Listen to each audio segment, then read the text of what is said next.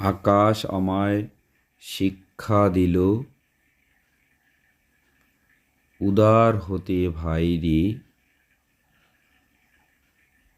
কর্মী হবার মন্ত্র আমি বায়ুর কাছে পাইরে। পাহাড় শিখায় তাহার সমান, হই যেন ভাই মৌন মহান। খোলা মাঠের উপদেশে দিল খোলা হই তাই রে। সূর্য আমায় মন্ত্রণা দেয়, আপন তেজে জ্বলতে।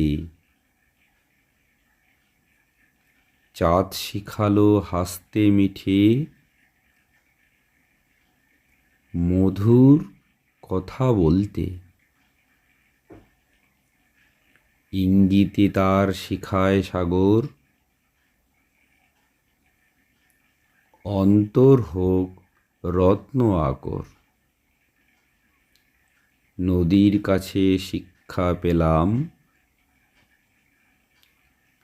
আপন বেগে চলতে। চলো তাহলে আর একবার কবিতাটা দেখে নেওয়া যাক। সবার আমি ছাত্র সুনির্মল বসু। যে আকাশ আমায় শিক্ষা দিল, মানে আকাশ যেরকম উদার, আকাশের কোনো সীমা নেই, তেমনি আকাশ আমাদের শিক্ষা দিল উদার হতে ভাইরে, আকাশের মতো উদার হতে। কর্মী হবার মন্ত্র আমি বায়ুর কাছে পাইরে। বায়ু যেমন প্রতিনিয়ত এদিক থেকে ওদিক চলাচল করে, কর্মীর মতো তার প্রতিনিয়ত তার কাজ করে, সেরকম আমরা বায়ুর কাছ থেকে কর্মী হওয়ার মন্ত্র পাই। পাহাড় শিখায় তাহার সমান, হই যেন ভাই মৌন মহান। অর্থাৎ পাহাড়ের শিখরের মতো আমাদের জ্ঞানকে উন্নীত করতে হবে, এই শিক্ষা আমরা পাহাড়ের কাছ থেকে পাই। খোলা মাঠের উপদেশে দিল খোলা হই তারে। দিল মানে হচ্ছে মন, আমাদের মনটাকে খোলা মাঠের মতো উদার করতে হবে। সূর্য আমায় মন্ত্রণা দেয় আপন তেজে জ্বলতে। সূর্য যেমন তার আপন তেজ নিয়ে জ্বলে, তেমনি আমাদের মধ্যে এমন জ্ঞানের সঞ্চার করতে হবে যাতে আমরাও আমাদের জ্ঞানের মাধ্যমে আমরা জ্বলতে থাকি। চাঁদ শেখালো হাসতে মিঠিয়ে মধুর কথা বলতে। চাঁদ আমাদের মিঠিয়ে করে হাসতে শেখায় এবং মিষ্টি মধুর করে কথা বলতে শেখায়। ইঙ্গিতে তার শিখায় সাগর, অন্তর হোক রত্ন আকর।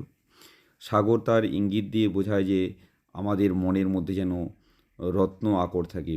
রত্ন আকর বলতে বিভিন্ন ধরনের আকর, অর্থাৎ রত্নের আকর, যেমন আমরা সাগর থেকে মণি মুক্ত এই সমস্ত পাই, সেই রকমই বলছে আমাদের মনটাকে রত্নের আকরের মতো তৈরি করতে।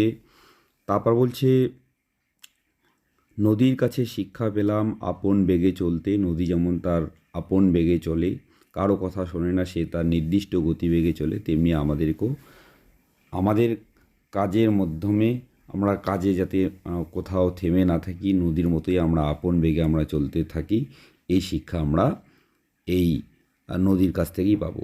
তো আজকে এ পর্যন্তই, পরের দিন আবার পরবর্তী 8 লাইন আমরা পড়ব।